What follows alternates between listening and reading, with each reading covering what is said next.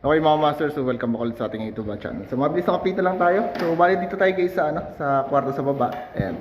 So bali pinapatungan na po ng uplat yung ating walling dito ng ating labor. Ayan. So tinatapos-tapos na lang ang patungan ng uplat, and then by tomorrow, so start na dito ng pagpapatong ng final coating na light blue mga master. Okay? Then sa labas mga master, bali continuation si Foreman dito ng paggagawa ng hagdan. So yung madre natin, ayan mga master. So dito na siya guys, packet na.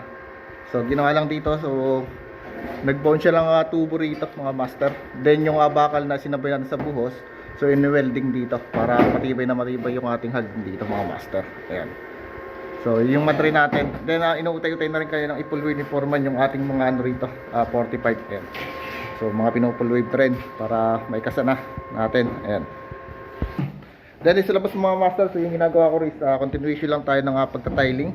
Ayan. So tinatayos natin dito yung sa labas natin. Ayan mga master. Bali ito na lang yung kulang natin. So puro tayo, siruho, puro gayat. Ayan. Then dito, so tapos na rito guys sa kabilang side. Ayan. So nalagyan na natin siya ng sightings. Ayan. Okay. So ilang muna, bali na-update ko kayo guys. So thank you po.